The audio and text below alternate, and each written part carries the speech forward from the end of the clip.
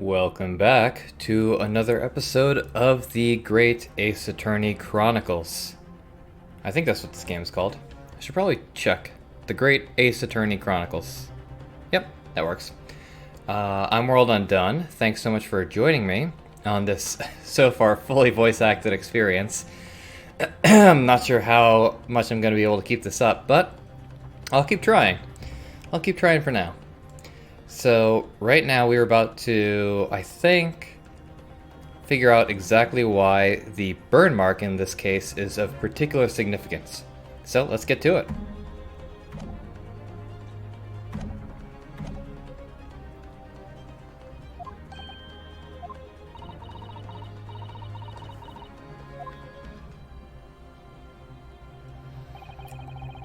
Excuse me, Your Excellency. It would seem Miss Brett has a lunch appointment with the dean and other university staff.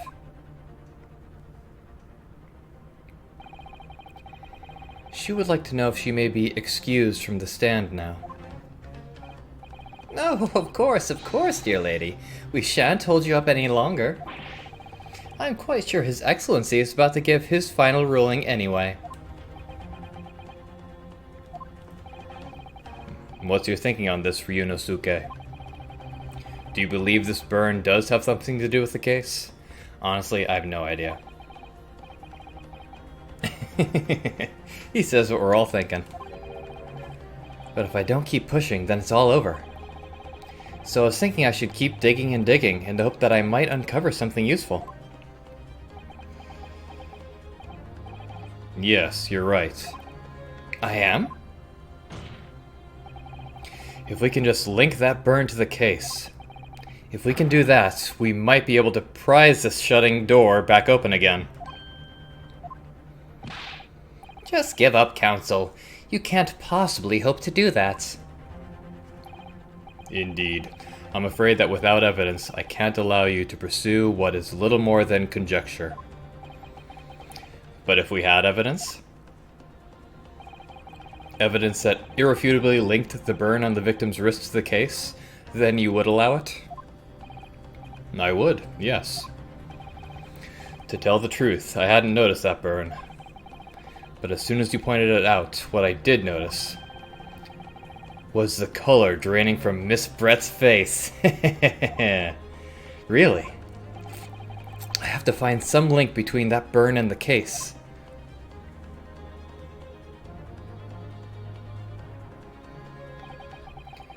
This is the moment of truth. It's time to find some evidence that proves what that burn really means. So then, the defense will now present its evidence to the court. The evidence that demonstrates an inextricable connection between the victim's burn and this trial. Well, let's find out.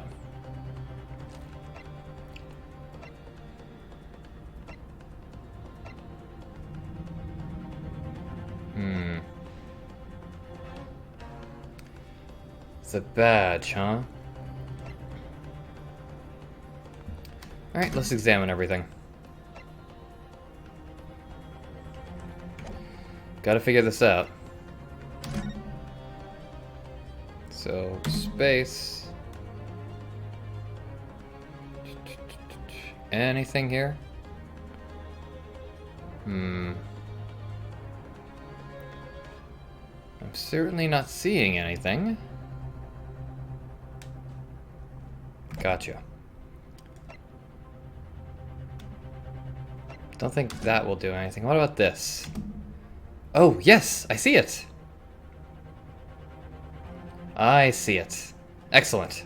Okay. We'll go... Yes, okay, perfect. We will present this. What's this, Counsel? Yet another print. Yes, Your Excellency. I believe photographic prints are an amazing invention. When we humans look at a scene, we miss things. But in a photograph, things we may have overlooked at the time are recorded forevermore. Well said. Do hurry up, rookie. What are you trying to say?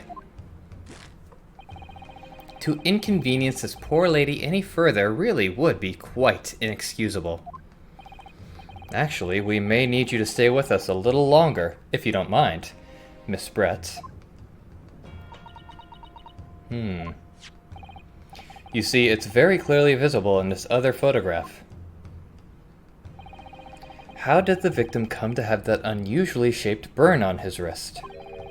The reason is recorded here forevermore. What? How? You can't fool me with your little bluffs, boy. If that's your game, then let's see how it plays out. Show the court exactly what you mean. What is it in this photograph that explains the reason for the victim's burn? Alright, so I got a was and present, right? Okay, let's get it right in the crosshairs here. That's good enough. The beef steak? Actually, the point is the metal plate the steak was served on. Was the guy getting a little handsy? Your Excellency, are you alright? Because the steak was being eaten by Miss Brett. And so his hand would have had to have reached across to her side of the table. As you can see, there's an emblem on the plate. I would guess it's some sort of trademark of La Carnival. Ah. This emblem on the plate. And the victim's burn are exactly the same shape. Hell yes. Ah! Ryunosuke, you genius. You're spot on. Which means the victim must have suffered this burn while he was present at the restaurant.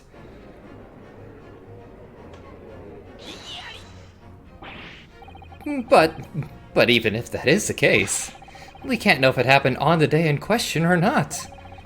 It could have been the day before, or the day before that.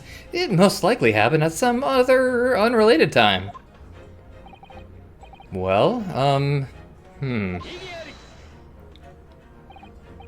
Sadly, Prosecutor Ouchie, the chances of that are extremely slim. Thanks. Why? The outline of the burn is clearly discernible. Such a serious injury would have caused quite a commotion in the restaurant. Wouldn't you agree, Inspector Hosonaga? I can't imagine having missed such a terrible disaster, certainly. Oh! I get it. Okay, so he didn't get handsy. Or maybe he did, but his hand dropped onto the plate after he was shot, I believe. But... I would say, looking at the picture of the wound, that it wasn't suffered very long ago. And although it's not a particularly large burn, it's extremely well defined, as the defense just pointed out. This was no mild burn, that's for sure. Can you be more specific, Inspector? Well, let's see.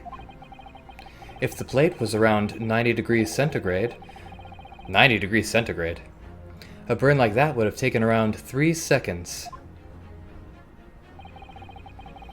It's inconceivable that the victim wouldn't have let out a scream of pain then. I've been investigating at the restaurant for several weeks already, but I've not heard anyone scream at all. As the head waiter of La Carnival, I can testify to that without hesitation. But you're a detective, not a waiter! God, he's still standing there, so cool. There you have it. Something isn't right here. As the detective said, anyone who burnt themselves on a piping hot plate for 3 whole seconds would scream in pain. There's no question of that. And yet Inspector Hosonaga never heard the professor scream. Not on that day or any before it. That's right. And the strange thing is, on the day he was shot, I didn't hear him cry out either. What are you suggesting? Well, if the professor had carelessly laid his wrist on the plate for anything like 3 seconds that day... That would be beyond careless, I think, Counsel. Then the rest of us in the restaurant, myself, the sergeant, and the old antiques dealer, all of us would, without question, have heard him scream. Wouldn't you agree, Professor Ouchie? Well, yes, I suppose. So the question is, why didn't a single person hear Dr. Wilson scream? Because he was already dead. I almost don't believe it. Ryunosuke, do you think? Can it really be true? I never dreamt we'd arrive at a conclusion like this, but... I'm starting to think that maybe... we've been led into a terrible trap. Really? I can't quite get the trap yet. There's only one explanation I can think of to make sense of this apparent impossibility.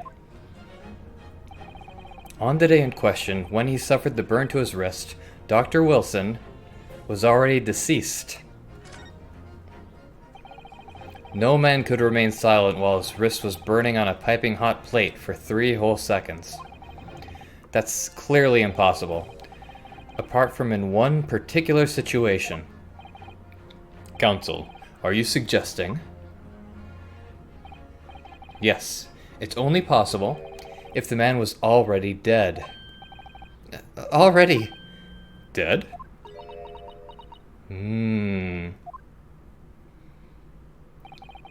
Knowing what we know now, it's the only possible explanation.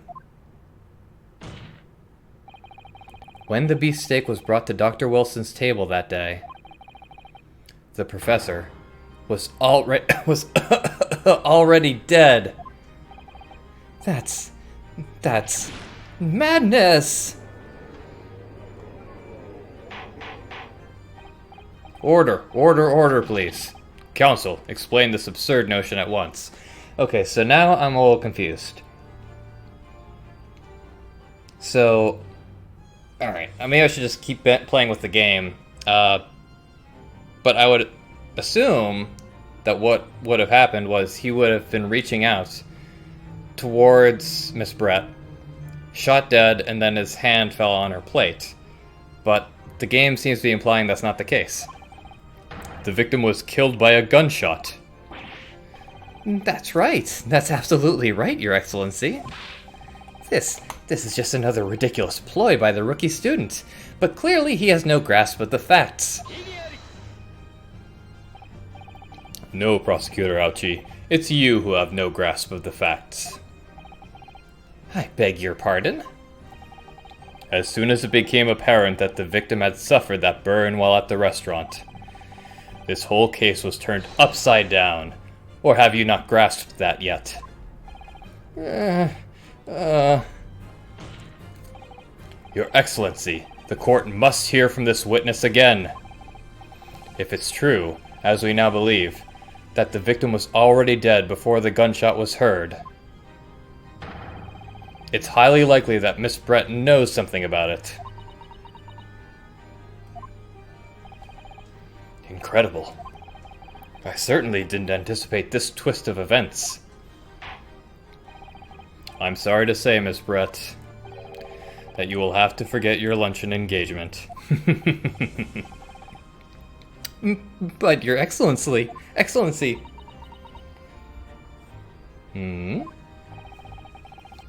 The justice system in our country may be in its infancy, but rest assured, all reasonable doubt must be dispelled before I am prepared to pass judgment.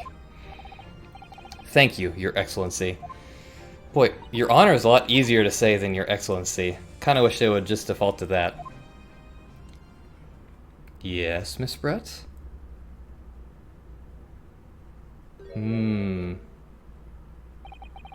What was that smile?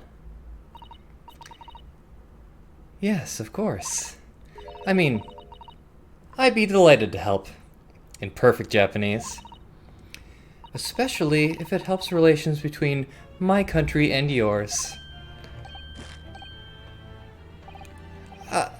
Miss Brett, you speak Japanese?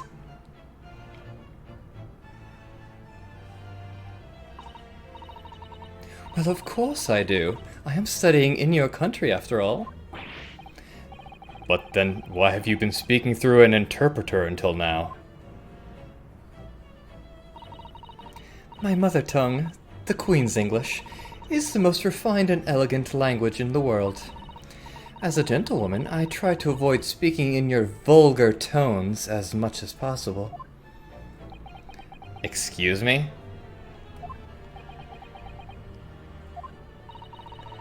But it seems the men in this land possess none of the chivalrous virtues of English gentlemen.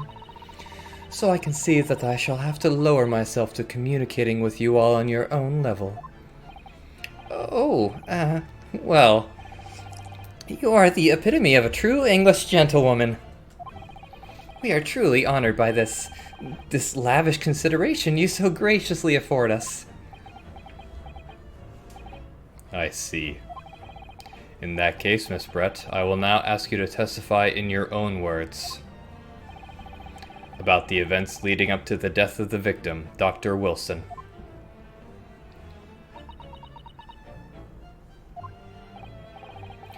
So, we're finally going to hear her own words on the matter. Things are getting interesting, Ryunosuke.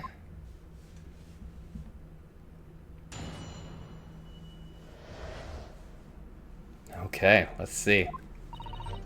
Unfortunately, I have no idea when the poor man burnt his wrist like that.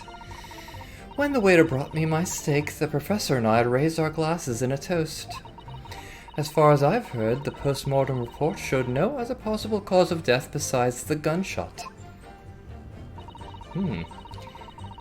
If there's some other way a man's life can be taken without leaving a trace, please, do show me. But of course, this country's inferior investigative techniques probably wouldn't pick up on it anyway.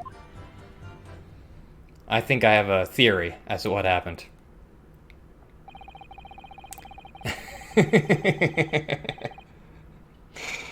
God, just white women, man, they get you every time. I assume what happened was that she poisoned his glass of water. What I think may have happened. That most captivating and beautiful testimony will go down in the Supreme Court's history. Thank you. Easy does it, Judge. I hope that is the last time I will have to sully my lips with the coarse tones of your unbecoming tongue. Oh, forgive me. I do hope I haven't insulted anyone. Not at all, not at all. It is a delight merely to hear you speak, dear lady. And it seems very clear from your testimony that this boorish talk of the victim's burn is utterly irrelevant. I will be speaking to your country's Minister of Justice about what has happened here today. The Minister of Justice? May that irritating little bully of a student be given the harshest punishment possible. Amen. Huh? Thanks? Was that a prayer then? Well, you'll have to forgive the irritation, Miss Brett, and put up with the cross-examination for now. I expect you've noticed that this little bully of a student, as you put it, doesn't miss much.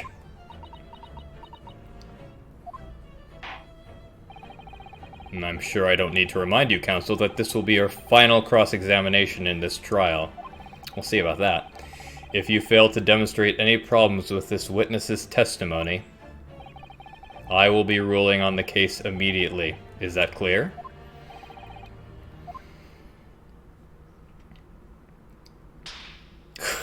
Whoa! Alright. Yes, Your Excellency. Sorry for that display. Then you may proceed with the cross-examination. Okay, so let me examine her words. First. No idea. When the waiter brought my steak. Yes. That's what you said.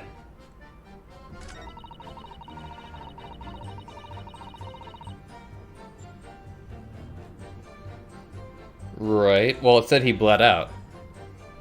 Which can be done without a gunshot.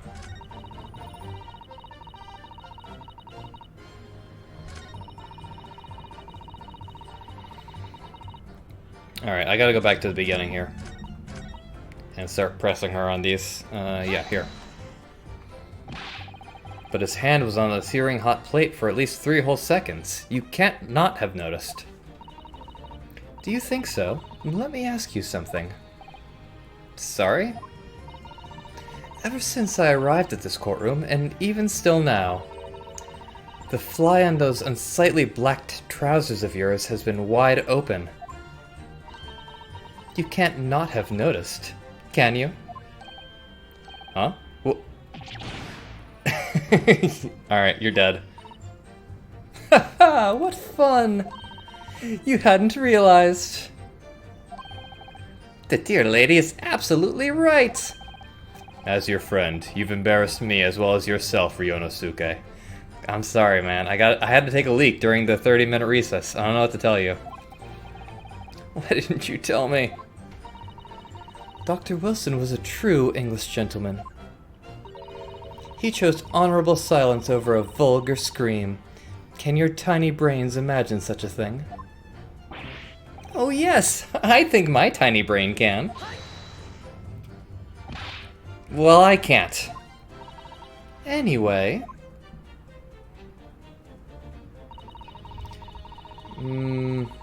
yeah, okay, I definitely want to press this. As you testified before, you were drinking carbonated water. Is that right? Dr. Wilson was only permitted to drink water at that time, if you remember. Which explains why he ordered that drink. Correct, waiter? Exactly as you say, sir. Although... Although? Although? Whether or not the professor actually drank any of the water when I delivered the steak to the table... I'm afraid I don't remember that. Damn you. Ah, I have enough English to understand that, at least. For the benefit of others, it means bless you. I think it means the exact opposite. Yeah, alright. Well, the localization team didn't have much to go on, but... Anyway... Interesting. Yes, it's written here in the paperwork. Fatal hemorrhage from ballistic trauma. Yes. Luckily for all of us, a little burn on the wrist isn't going to kill us. And as there were no other signs of trauma on the victim's body to indicate some other cause of death, it can only have been the bullet from your gun that put an end to this innocent man's life. But it doesn't make sense. The burn must have happened straight away, when the plate was first brought to the table by the waiter. That's a great point. Yes, that's true. If it had cooled down even slightly, it wouldn't have been able to make a burn like that. And if the victim burnt his wrist on the hot plate as soon as it was brought out from the kitchen, then he must already have been dead at that point. And yet, the fact is that the victim was killed by a gunshot to the chest. Until you're able to show the court evidence to disprove that, this is a complete waste of time. I concur. Prosecutor Ouchie is right.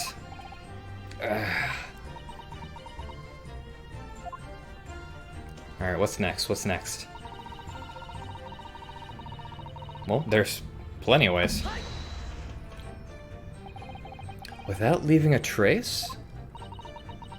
If someone is shot, or strangled, or stabbed, or thrown from a height, however a person's life is taken, there are always telltale traces on the body. Quite right, dear lady.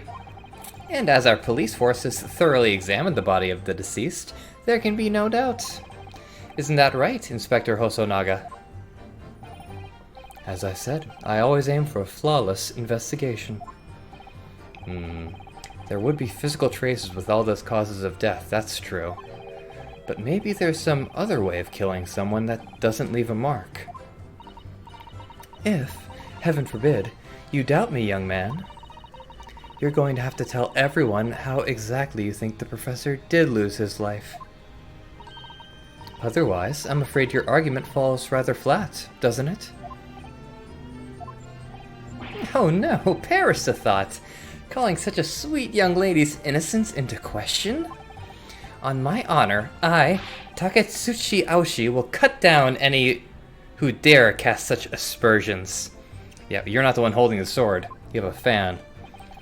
A way of killing someone that leaves no trace.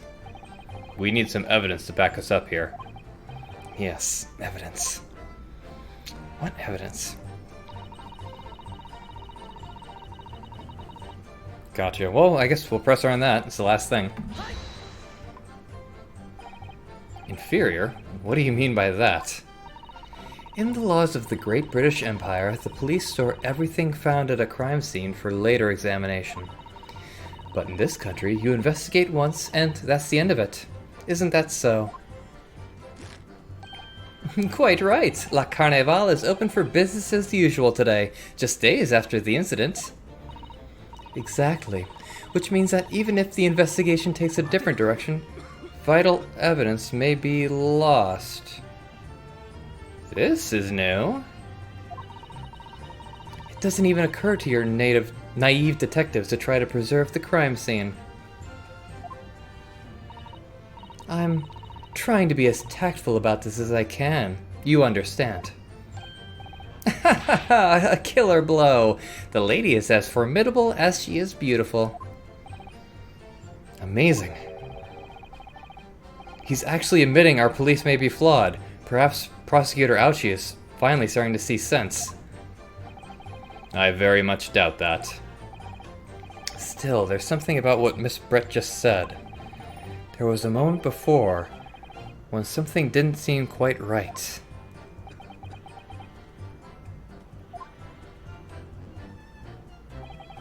What do you think, Ryunosuke? I think it's going terribly.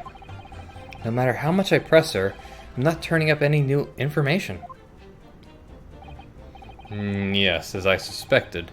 She's a tough witness. We need to find a way to break her testimony, or the cross-examination will be over. But that would mean I have to find a way. There must be some clue somewhere to help us find a chink in her armor. Kazuma. What, Ryunosuke? There is one thing I noticed. Something that's been bothering me. Bothering you? You mean about Miss Brett? Actually, no. About the person standing next to her, Inspector Hosonaga. The detective? Yes. He seemed to react a little strangely to Miss Brett's last statement. I was wondering if it might be significant. If it might present an opening, maybe. Alright, I have an idea.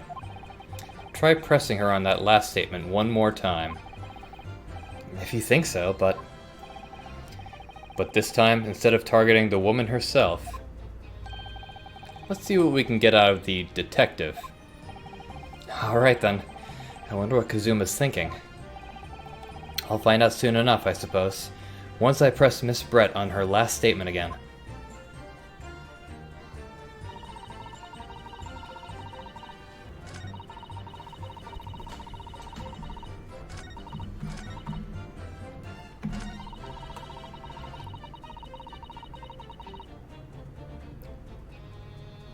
Alright, this is the statement we need to press. Let's find out the new mechanics here.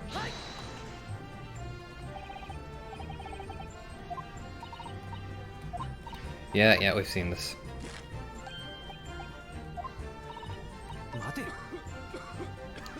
Okay, so how do we press this guy? Is it possible? Yes, there it is again. The detective's reaction is just the same as before. Why? Up until now, the detective has been in the stand with Miss Brett as her interpreter. But things are very different now. For this testimony, the detective is just listening to what the Englishwoman has to say. This could be a golden opportunity. What do you mean? When people are actually testifying, they're usually very careful not to let anything slip. However, when they're listening to someone else speak, you'll find they often let their guard down. You're right. Look at him. He's lost in his own thoughts. It's time to pursue the man and his train of thought. Sorry? Pursue? I'll explain how to do it now, Ryunosuke. It's all to do with the witness marker. Marker? What marker? At the moment, we're focused on Miss Brett, who's the person actually making the current statement. Okay. But by moving the marker left and right with A and D, I see, you can turn your attention to other people on the stand. While you're looking at the other witnesses, you'll be able to pursue them with space. Aha. If you can catch the person at just the right time, you might uncover some new information to pursue. If you ever notice a strange atmosphere amongst the people on the stand, take a good look around.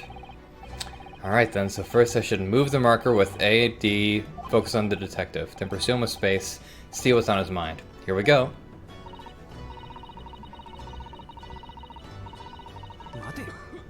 Okay, so,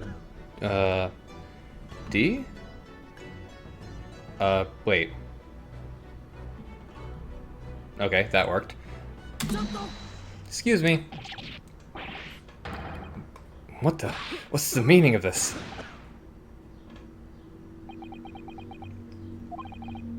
I'm so sorry. I didn't mean to shock you.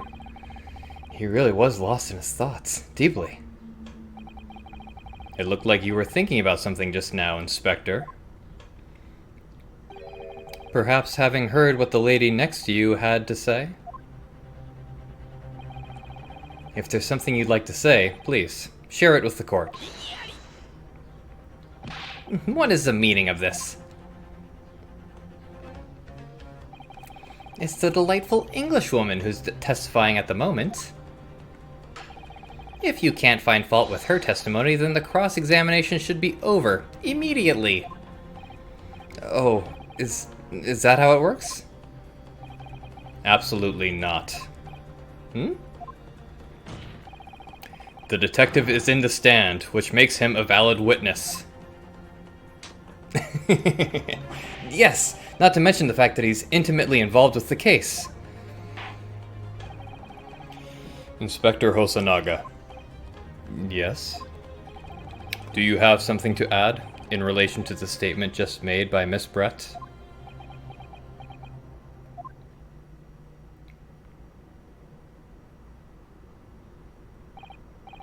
Well, yes.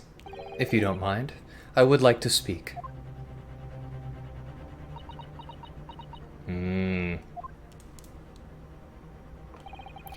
The lady is right. Our country's police practices are not as modern as those used in Great Britain.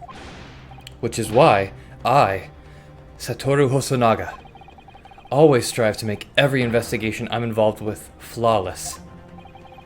What do you really mean by that? I'll tell you what I mean. I won't have evidence lacking on my watch. I'm not afraid to take everything I can from the scene of the crime. It's preserving evidence, you see. I don't care if they call me a crime scene thief. I'm not ashamed of what I've done. Alright. A crime scene thief? Well, it looks like the lady's remarks touched a nerve there. Take this, for example. Ooh. Got a little bit of a rise out of you? Is that? This is a bottle of carbonated water that I took to the victim's table on the day in question.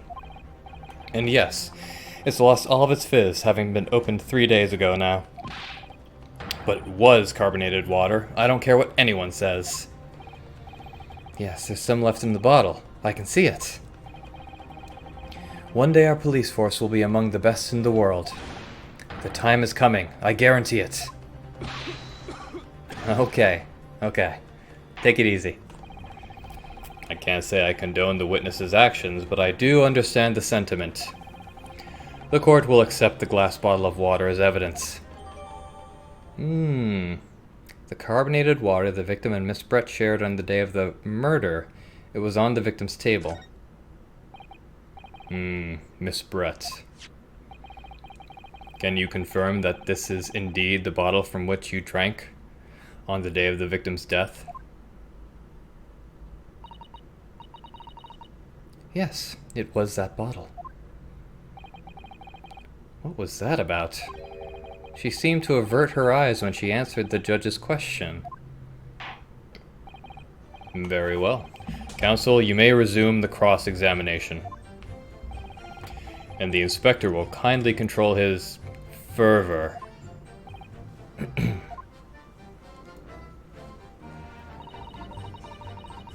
Unfortunately, no. We've already seen that. Hang on. Hang on. Let's try to examine the evidence we have. Well, specifically this evidence.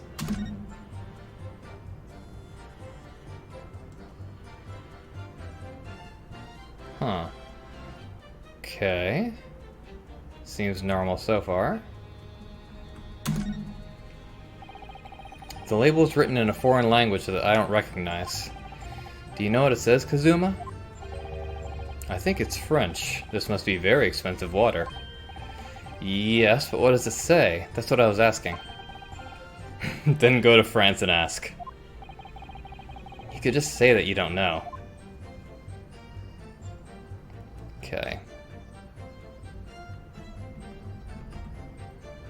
Now what about the bottom of the glass?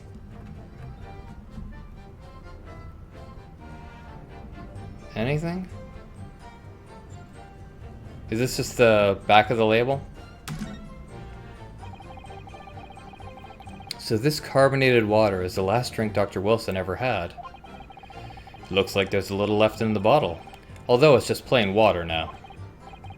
You know, I've been sweating so much, I'm absolutely parched. I don't know if I'd take a drink from that bottle. I'll just have a sip of this to keep me going.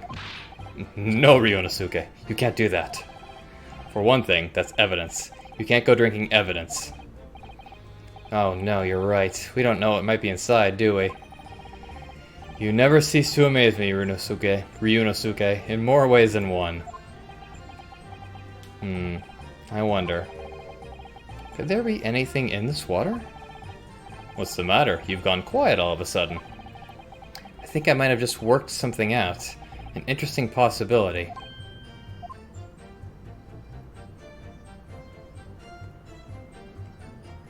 Right. Okay, we'll go back. And go back. And let's save again. I don't know why it's G, but it is.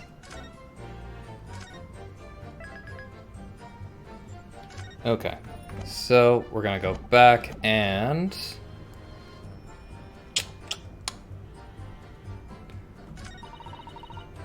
Yes. I think it's time to present the water here.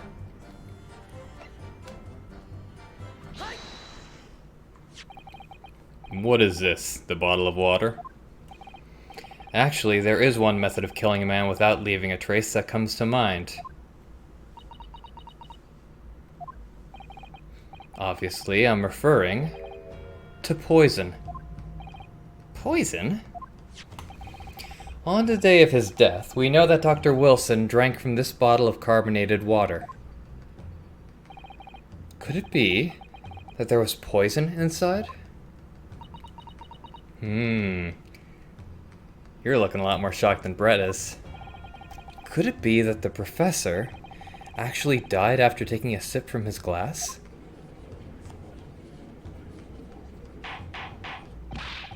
Order, order, order. And on that day, who was sitting at the same table as the professor and able to slip the poison into his drink? There's only one person who could possibly have done it. Giselle Brett, it was you! What do you have to say about that, Miss Brett?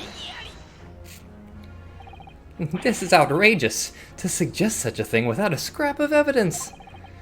You little rookie imbecile, have you even considered the delicate situation our country finds itself in now? Have you forgotten that we have only just signed an accord of friendship with the British Empire? Have you even the vaguest inkling that your rash accusations could jeopardize the entire treaty? This is not a political arena. This is a trial to determine one individual's guilt with respect to one crime. What? The fact that this woman is British makes no difference. We are here to determine the truth. If I may, I will silence you forever.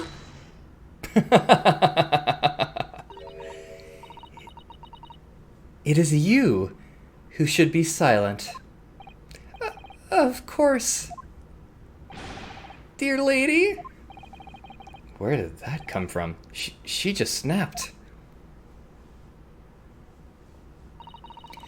I'm afraid I may have spoken unfairly before.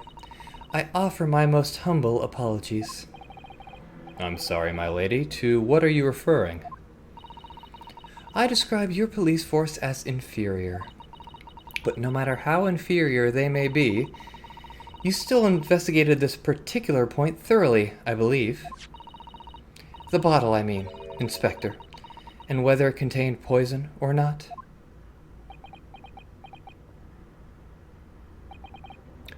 Of course. You did? Have you forgotten what my guiding principle is already? I strive for a flawless investigation every time. I don't believe it. Naturally, we tested the inside of the bottle and its contents. And what did you find, Inspector? I ordered tests for every toxin that's available in this country at the present time. We could find no trace of poison of any description in the bottle of carbonated water, Your Excellency. What about the glass? What? Are you sure? The tests were meticulously carried out by the chief coroner himself. No. No! I'm very grateful to all you Japanese. You've successfully established my complete innocence in this horrid affair. Thank you. But of course, dear lady, the pleasure was all ours. I was so sure. This can't be right. Everything falls into place if he was poisoned. Thank you, counsel. I think that cross-examination has clarified everything. As the prosecution have asserted, a shot to the chest from this gun is the only conceivable cause of death. Furthermore, the accused, who by his own admission was holding this weapon, is the only possible culprit. I'm done for. The court wishes to apologize for the great inconvenience this has caused you, Miss Brett. Oh no, I'm just glad the matter is resolved. Before proceeding, I must ask the counsel for the defense. Do you have any further new evidence to present the court at this point? Kazuma? I'm sorry, Ryunosuke. I have nothing more. Well, if you'll excuse me now, I really must be leaving.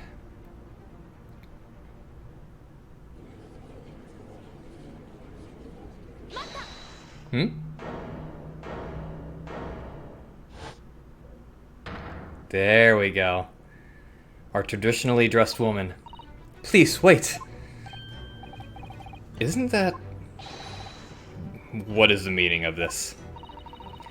Forgive me for intruding on court proceedings, Your Excellency.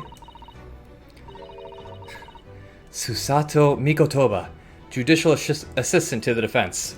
I gotta get my ducks in a row here with the pronunciation. Mikotoba? In my darkest hour, with nowhere left to go, she appeared like a bolt of lightning. And in her hand, she carried a small package wrapped in a furoshiki cloth.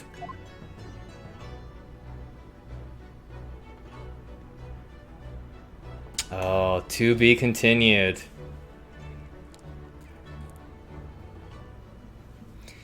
Well, as tempting as it is to end the episode on this cliffhanger,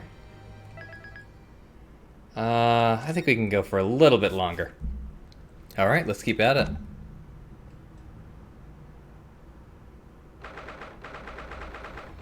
Oh, is this another recess? Maybe? No, this is a courtroom. No, or is it? Yeah, it still is. Well, I understand you are the judicial assistant to the defense, but why this sudden ingress into my courtroom? Ha! A judicial assistant? And a woman, no less. The rules state that females are not permitted into this court of law other than to testify. Yes, I fully understand. I ask only for 5 minutes of time. I have some vital evidence that I must hand over to the defense. Ha! You're too late, little girl. This trial has already been concluded. 5 minutes. I will not allow a moment more. But, Your Excellency... I am most grateful. Here we go. Who exactly are you?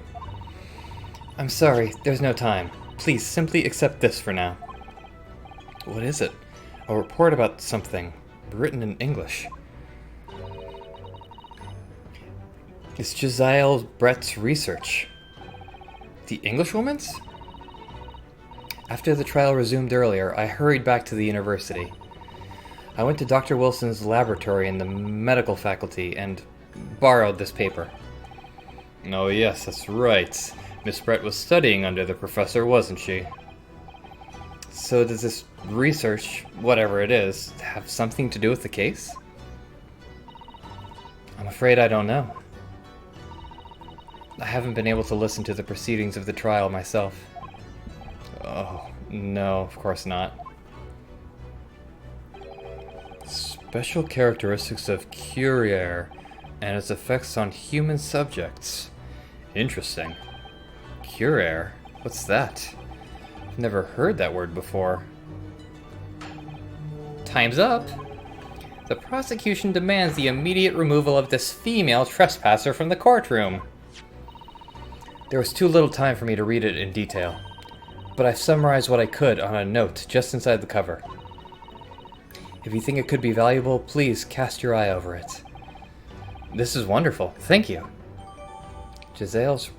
an unknown poison that Miss Brett has been researching during her time at UMA University. Goodbye then, and good luck.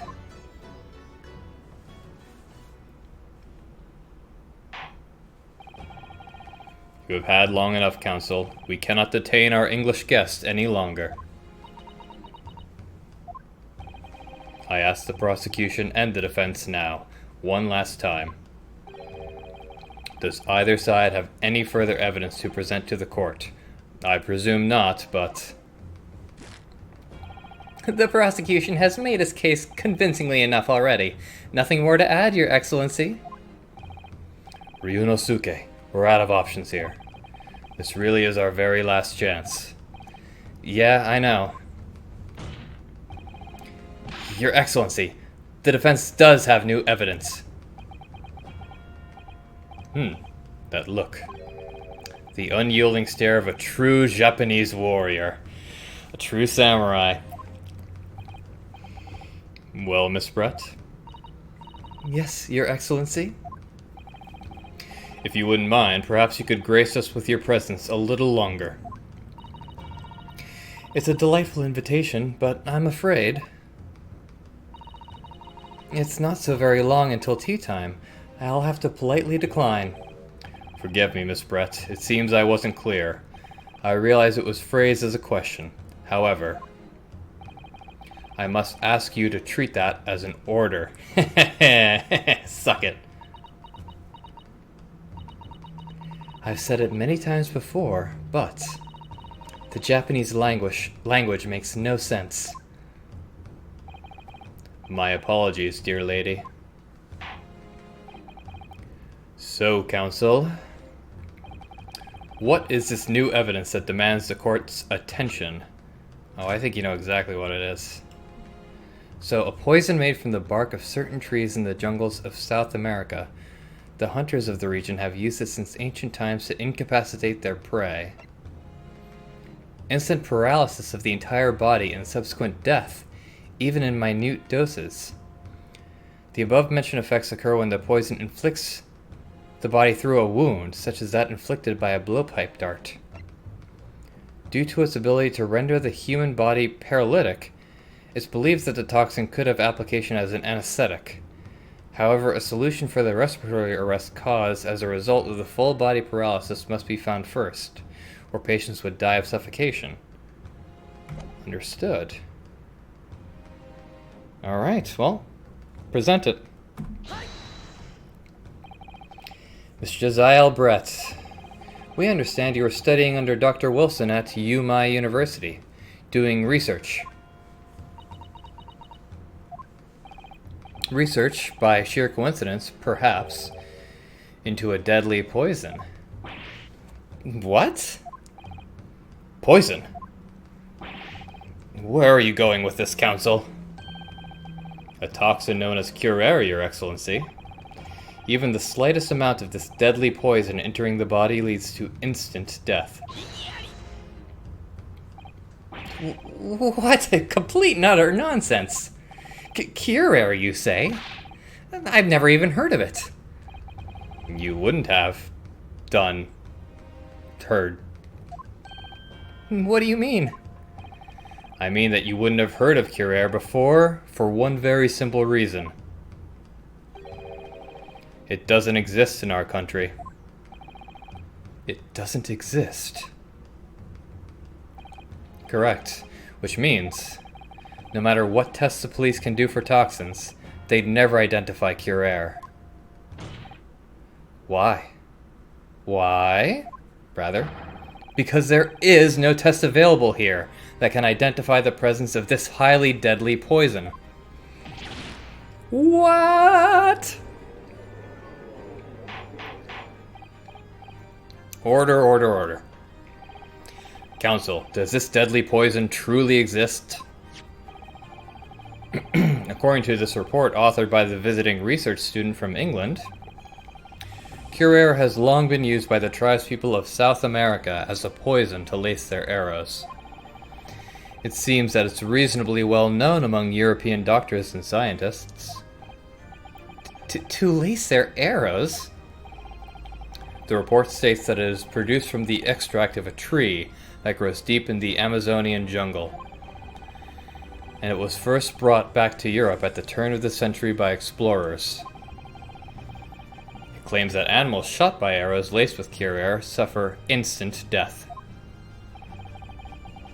Doesn't that about sum it up, Miss Brett?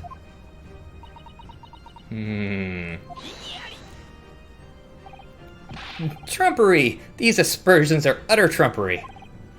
To start with, if the victim had been administered some of this so-called deadly poison, he would have been squirming and writhing in pain, and the other diners would have surely noticed. That's true. What do you say to that, Inspector?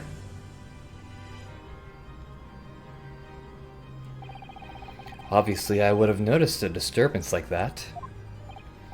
I don't remember anything like that either. Well, read the evidence that you have and you'll find out why. According to this, however, it's the other way around. What do you mean, the other way around? The very fact that the victim didn't show any visible signs of distress is evidence that curare was used. Explain yourself, counsel. The moment this toxin enters a person's system, it causes instant paralysis. In other words, afflicted victims lose all strength and are completely unable to move. Even if they were in total agony, there would be no visible signs of pain at all. How terrible. Obviously, if a man lost all strength in his muscles, he'd collapse on the floor. But with a chair under him for support, as Dr. Wilson did, the effects could go largely unnoticed. But I don't follow, Kazuma. That's just paralysis. I thought the poison caused instant death. Paralysis of the lungs, too. The full explanation is extremely unpleasant. The poison causes immediate paralysis, as I said, leaving the victim unable to move. But after a short time, the paralysis is so severe, it causes the muscles that control respiration to fail. Respiration? In other words, the actual cause of death is suffocation. And all the while, the victim is conscious and aware, just unable to move. That's hideous. To the observer, it would look almost like the victim was slipping peacefully into an endless sleep. But for the victim himself, his final moments would be a living hell. That is the true nature of this deadly curare poison. Suddenly, everyone goes quiet.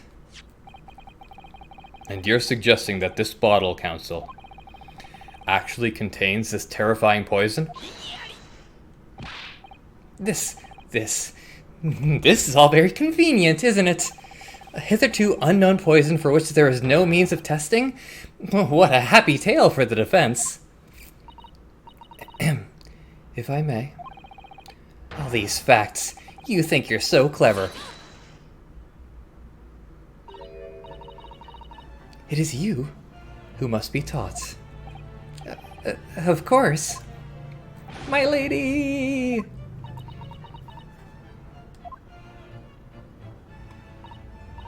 So, this is how you Japanese behave, is it? What?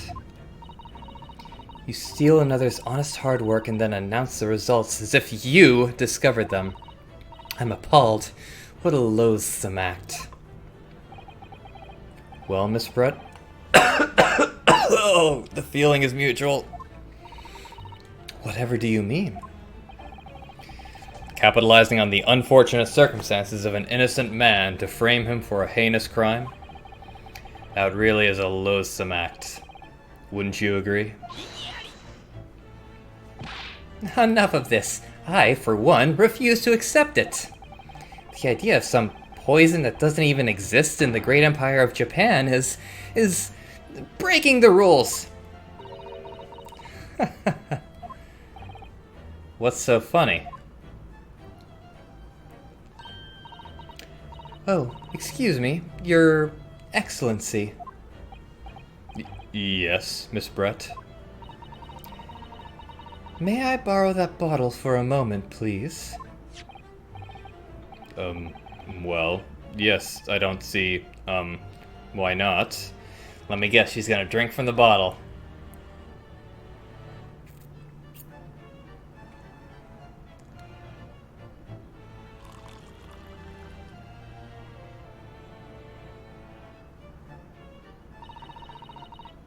Don't get too big for your boots, you insignificant little island boys. Sorry? To an Englishwoman such as myself, this whole affair is a farcical comedy.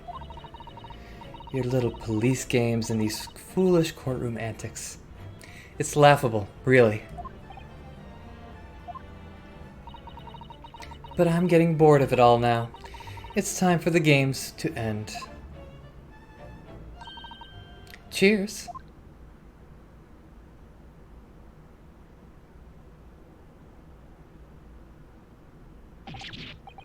Wait, what are you doing?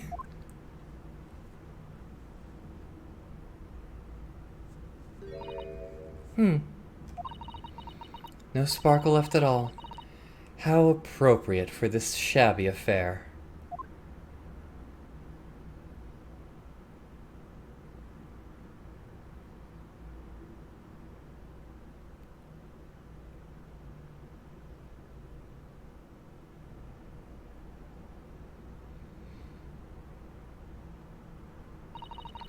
Goodness. Whatever is the matter? You all look quite stunned.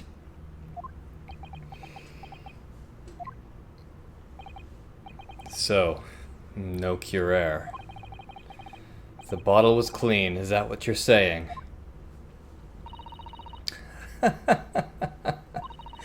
You look quite incredulous, little boy. But of course, that's the simple truth.